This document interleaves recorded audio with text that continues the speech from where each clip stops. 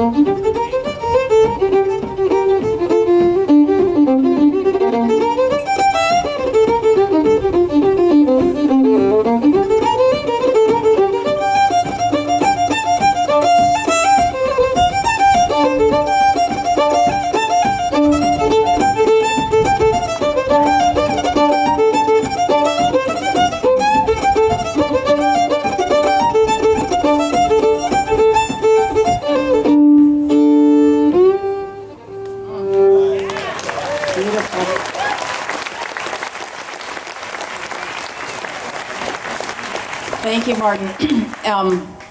It's interesting because he's playing one tune there, but what is he doing each time? There's these subtle improvisation, different little ways of playing that tune. Really remarkable. Thank you. We're going to move to Southwest Louisiana now with Joel Savoy, who comes from Cajun music royalty. You may have heard of Mark and Anne Savoy. And he's going to be giving us, pardon? Go. Okay.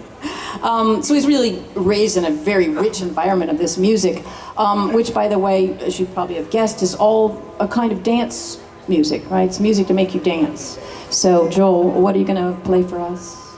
I'm going to play something called the frisson d'un dimanche après-midi, which means the chill of a Sunday afternoon. That comes from an old friend of my dad's named Wade Frugier.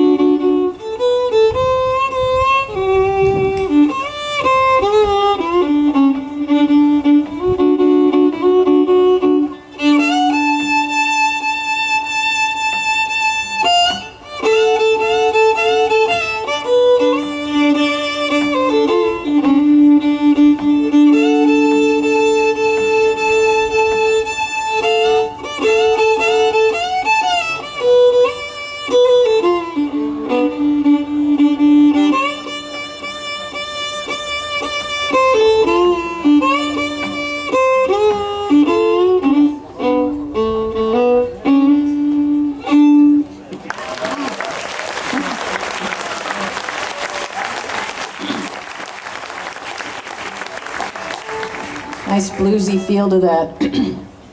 We're going to go, actually not that far away geographically.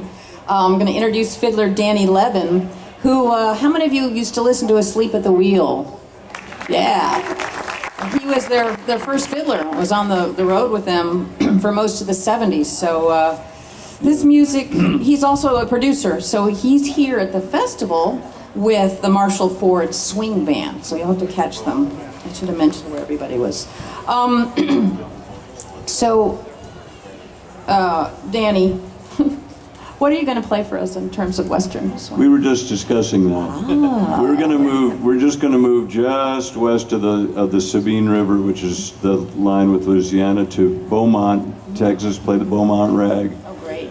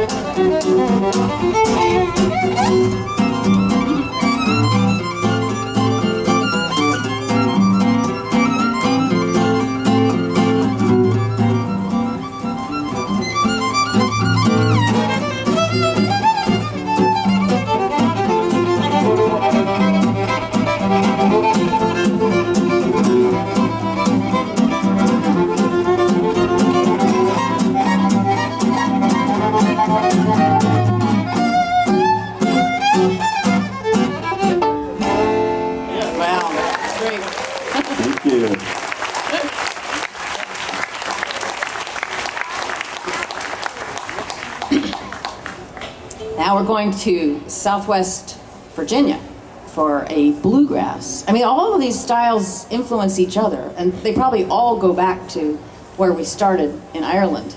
At the root, you'll have sort of a language, like you were all speaking English, but with different accents. You can listen to hear for that. So we are going to be hearing from Billy Hawks, who is here with the band Junior Sisk and Rambler's Choice.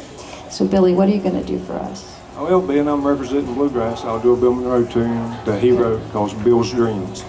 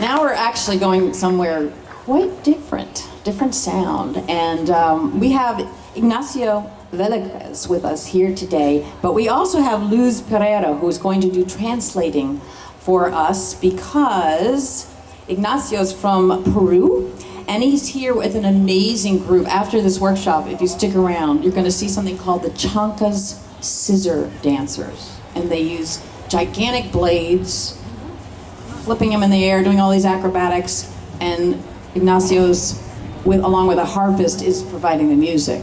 Okay, so I'm going to turn things over to you, Luz. Thank you. It is a pleasure for me to introduce Ignacio. He is from Abancay, that is an state, we call here a state, but in Peru it's called departamento, in the Andes of Peru. He is native from there, from one of the provinces, and he plays and learns by his own.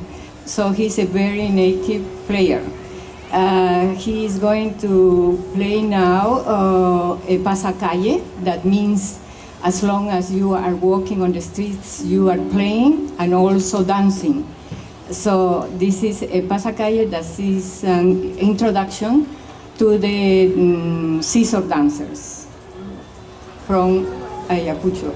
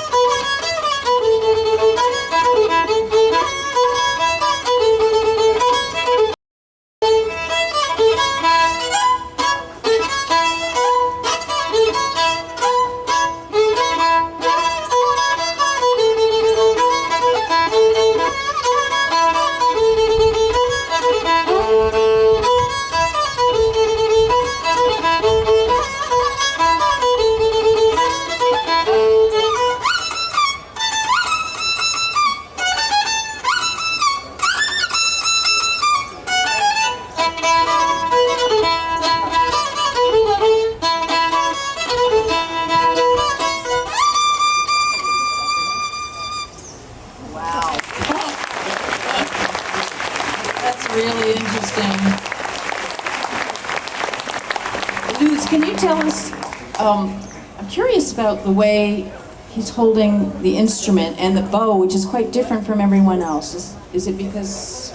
Well, you know that the violin reached to South America through the Spanish people, and then the natives started imitating them, and also they started making their own instruments. So it's not exactly as it is in the originals that we know.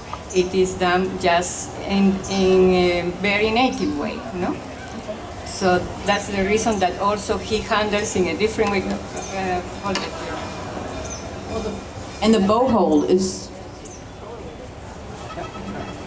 Right. Nobody teaches them, to play. They just play. Would probably be better, right? No, but it's interesting because the way you're holding the bow reminds me of a lot of Asian fiddling, where there's a tension and you used your... Yes, and this comes just, this type of playing, the violin and also the harp is...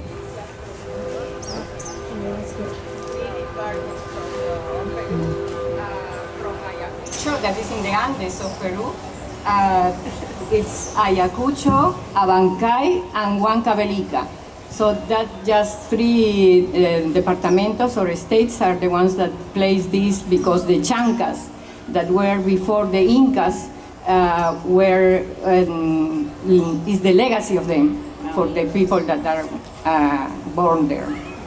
So that may be the oldest music we're hearing today on the stage. Yes, definitely, because they are also traditional, that they are passed from parents to children, and just special people.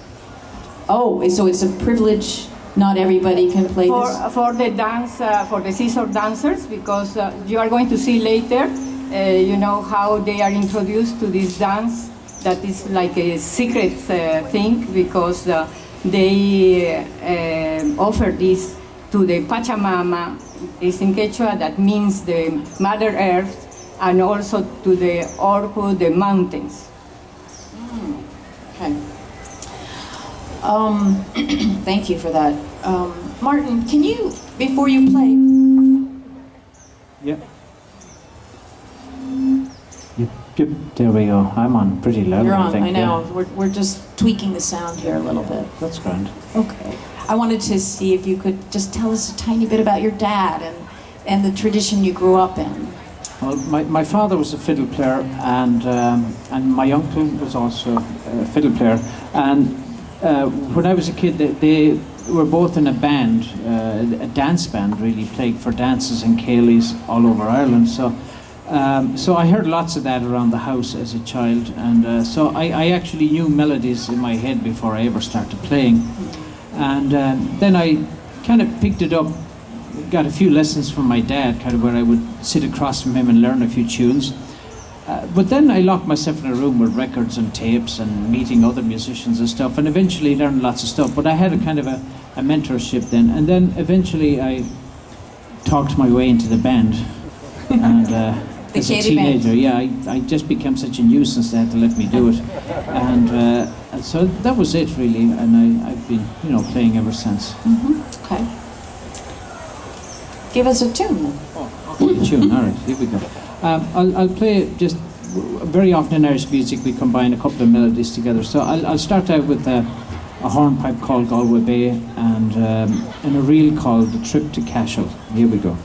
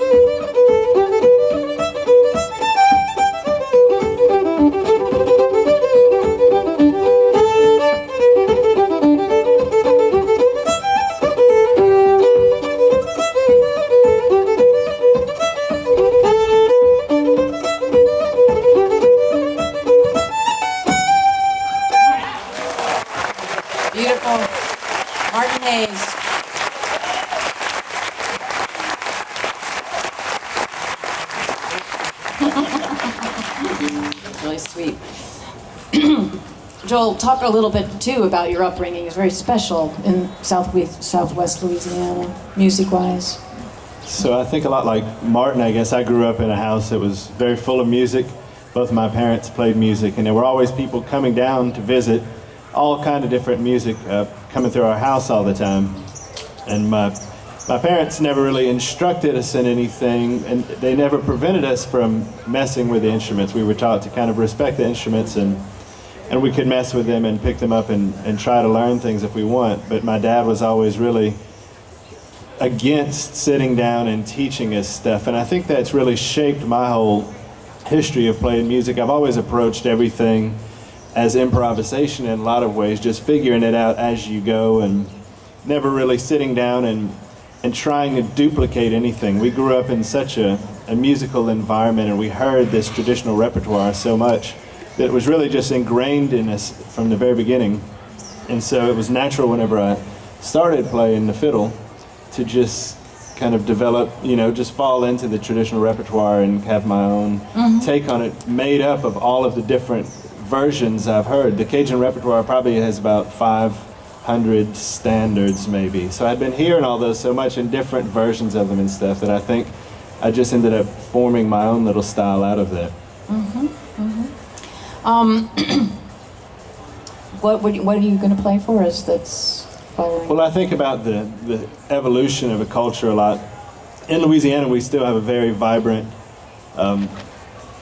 Cajun music scene. It's changed a lot, just like every other musical culture has. It's the product of its environment, and whatever's going on in the world around this music affects it. And so it's hard to ever say what pure Cajun music would have been. There's probably no such thing. I don't think there is a pure any kind of music. But I was going to play one of the earliest recordings, a guy named Dennis McGee, who comes from the right near where I grew up and still live. I call him the grandfather of Cajun music because he preserved this ancient style of Cajun fiddling that would have been lost really without him having recorded it in the late 20s. So I'll play you something called La Valse à Pop. It's very different from the modern Cajun waltz. It's a little bit more upbeat. Pop's waltz.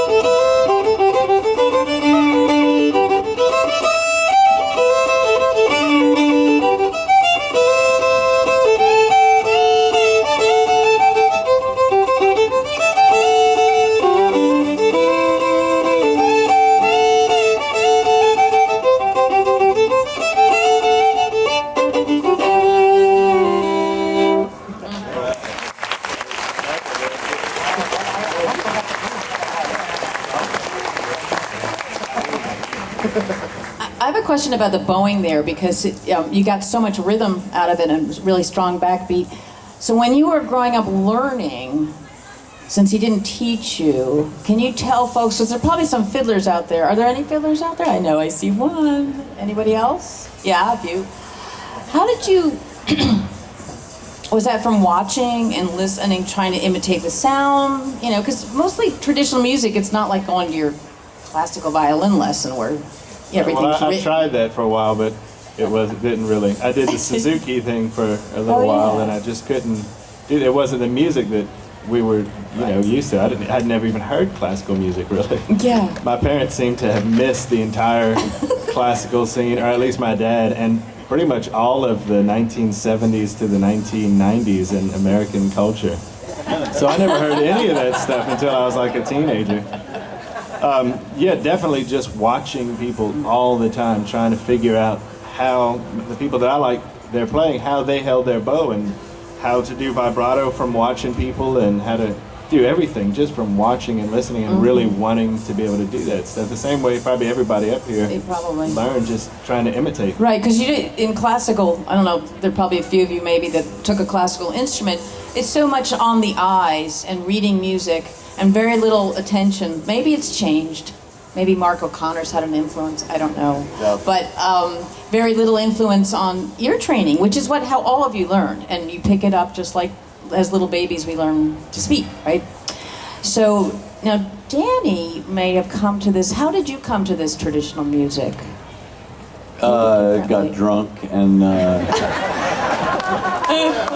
actually, my folks met their first date. My mom played piano, and she was a dancer actually, and my dad was an amateur but a very good violinist and violist.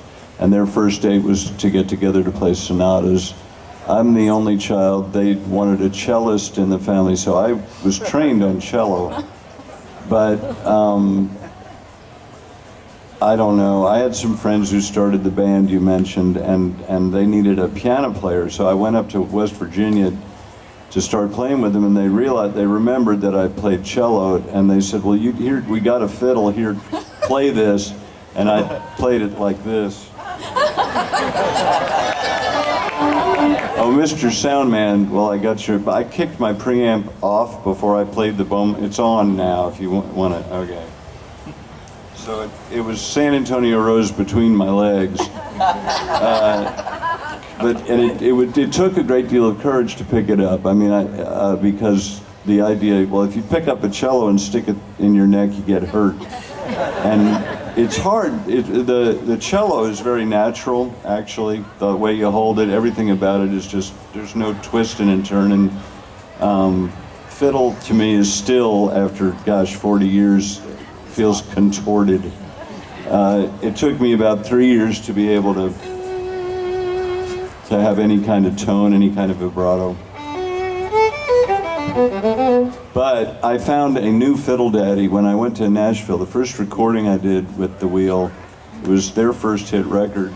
The first day of recording at Jack Clemens' studio, I met a guy named Johnny Gimbel, who, I don't know why, but he never stopped smiling. And he had played with the Bob Wills band, the Texas Playboys, from like 48 or 49 to 51 or 52, which was kind of a glorious time to be in that band. It was just pure fun and great players. Herb Remington was in the band and Eldon Shamblin on guitar. And it was before they took a dive and country music came on and replaced Western music. But Johnny, like the kind of training you got, he'll sit down with you and show you a lick, but the way to learn it is to watch him. And the coonasses, if you don't mind the term, are even worse. I got on the road with Link Davis. He was in the band Junior. Link Davis Sr., if you don't know, wrote several of the well-known Cajun tunes. Link Davis Jr. played great squeeze box, but also alto sax. And he's the guy that I latched onto, like, teach me how to solo, because part of the Western swing tradition is that you can improvise. And his instructions, his most detailed instructions, like, how did you do that? The answer is, well, you go in, you come out, and then there's something special on the bye-bye. But anyway, we're going to play a waltz, too. Finally get to playing something. This is a Johnny Gimbel waltz called Roses in Summer Rain. It's not very well known and is really hard.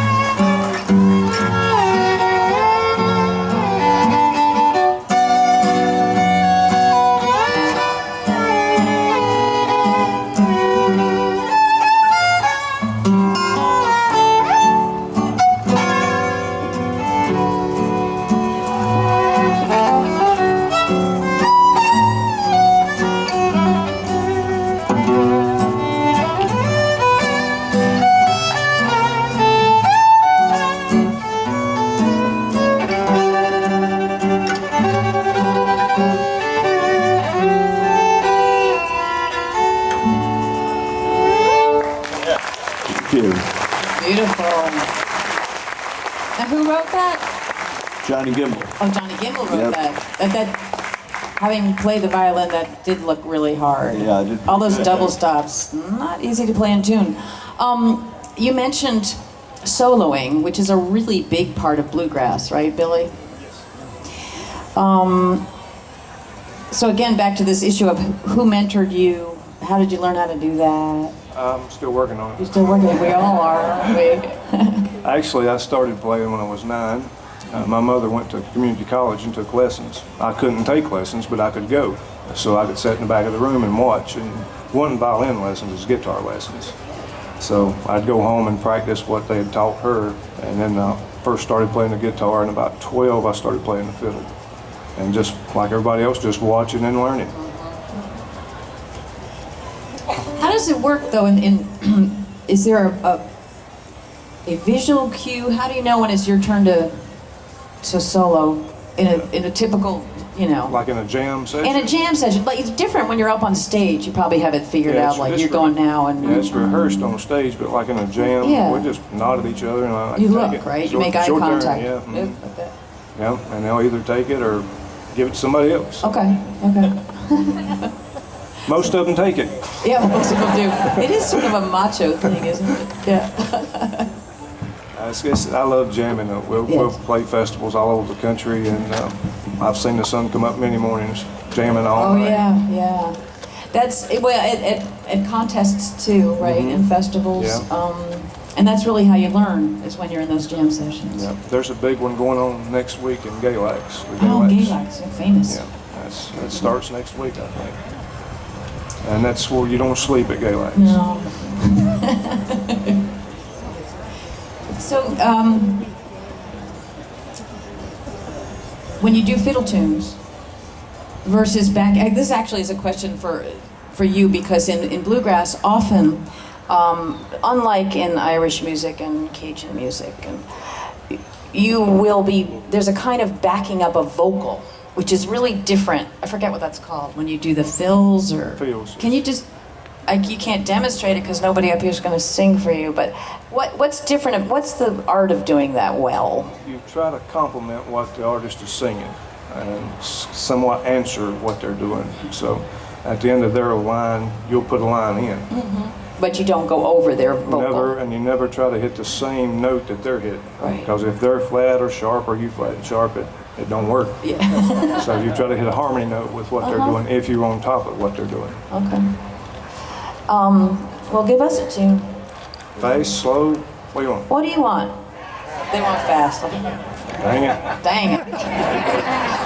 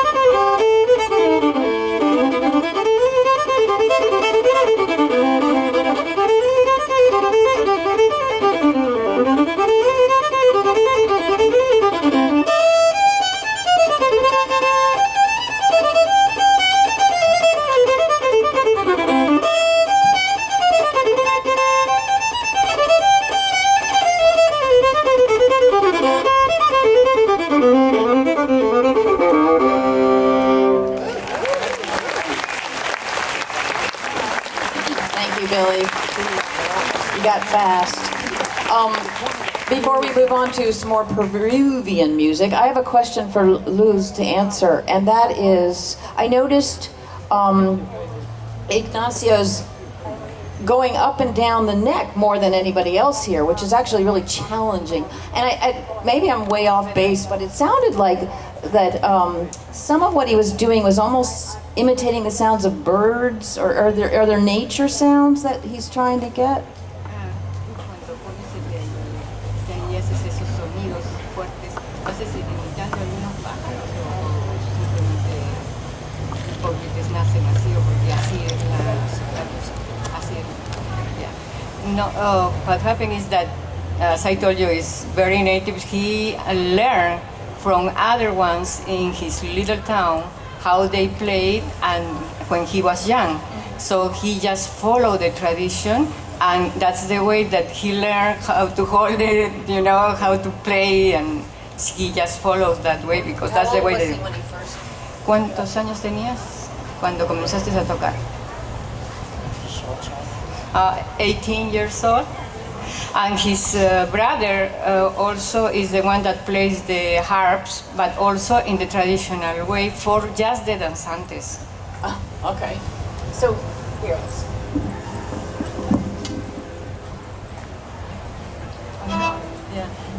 Now he's going to play a marinera, that is a music and dance. Well, it started in Lima, in the capital, but then spread it to all over Peru. So he's playing it as it plays in the Andes where he lives.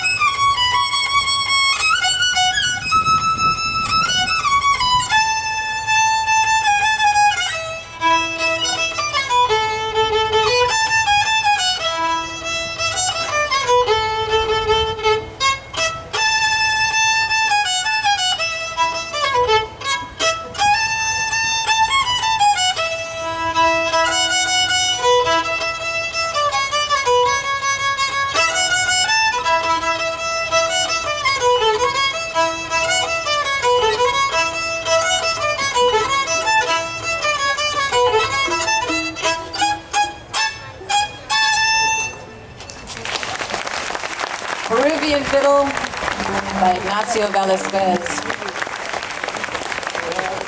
Thank you. You know, before we got started and we were getting the sound going and everything, some of these fellows were playing together, and I thought it might be really great if amongst yourselves you could figure out how to maybe do some twin fiddling. Is that possible? Putting you on the spot there. You talked about one. What made him? Which one? Well, since this is St. Anne's Churchyard, we were going to do St. Anne's St. Anne's Reel. Reel. That's great. It's a nice French-Canadian tune, and that's a French-Canadian original church. So yes. You want to do that now? Sure, we'll do that now. I'll think of something else.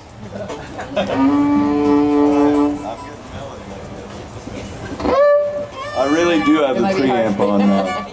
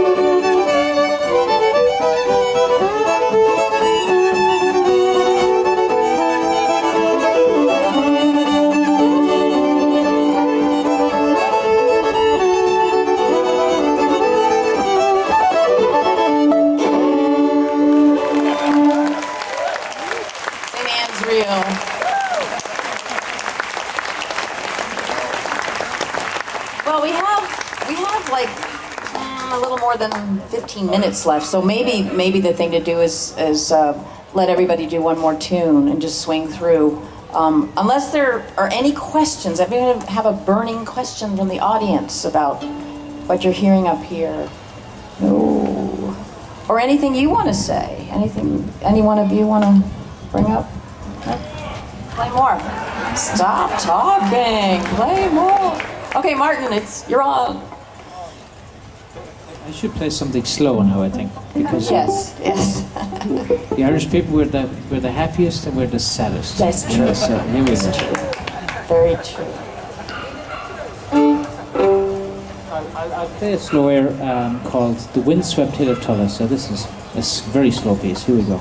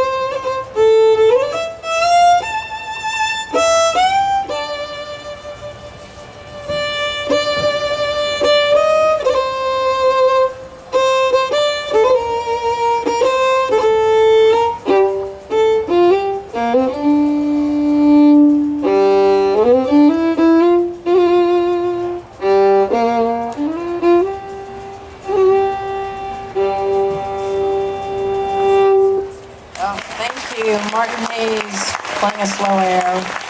Beautiful. Just keep going, huh? Keep going.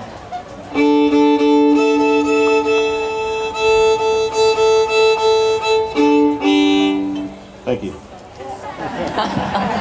I'll play the Lake Arthur Stomp, kind of a classic little 3-part Cajun fiddle tune.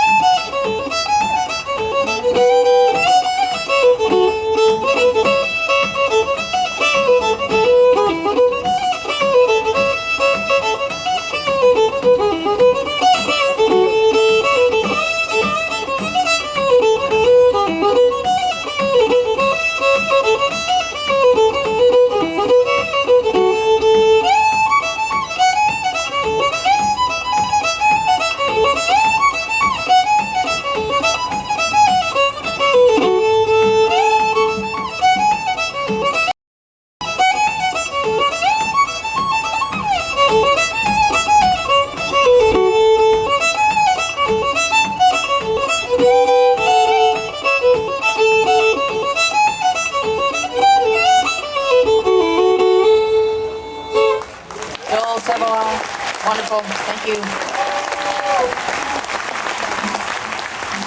Danny.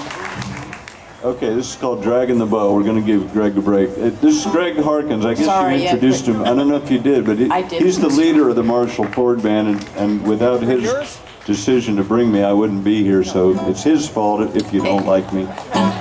He's the most gentle, sweet band leader I've ever worked with, really. He gets all the stuff done that you have to get done, and then he just relaxes and lets everybody be who they are. That's great. So I thought I'd boss him around a little up here, but I can't bring myself to do it. We're going to do a tune he usually sings, but he's not going to. Come hear us later and he'll sing it.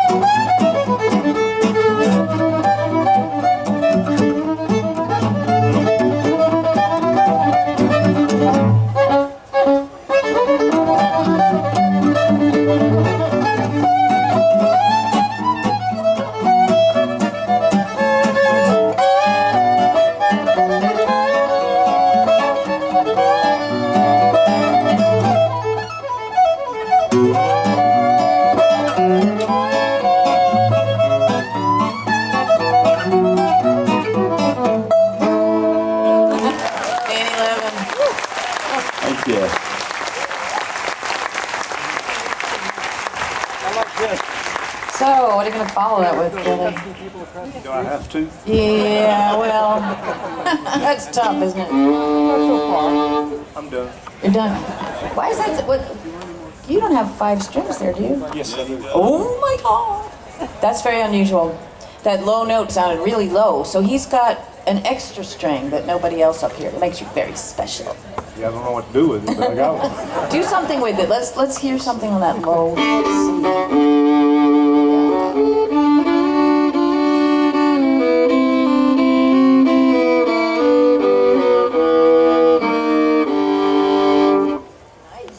Can you play that with Danny together?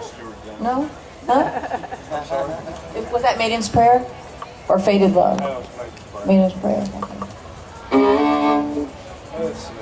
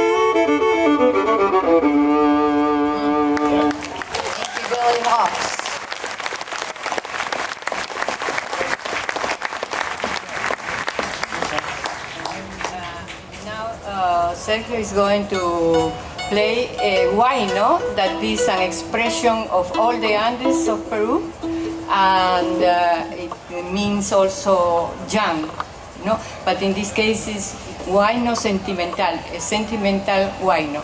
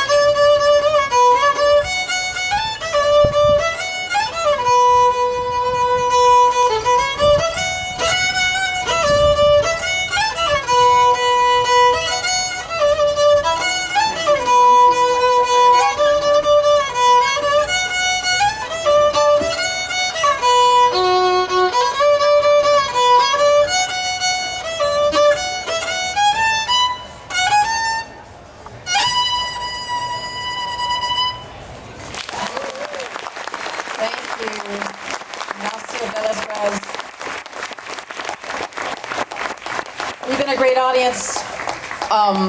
Unless we can figure out something to all play together, we may just end it here. What do you think?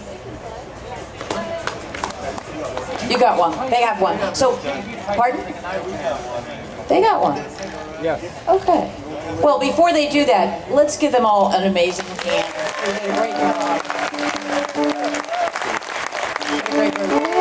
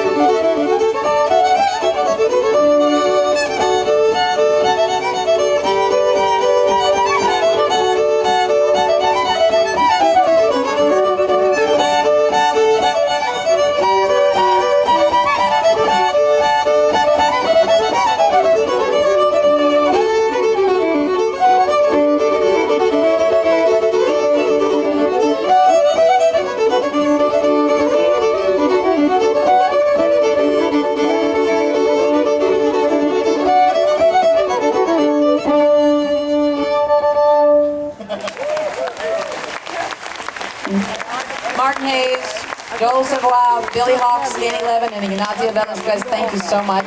Look forward to seeing you throughout the week. Thanks, you all.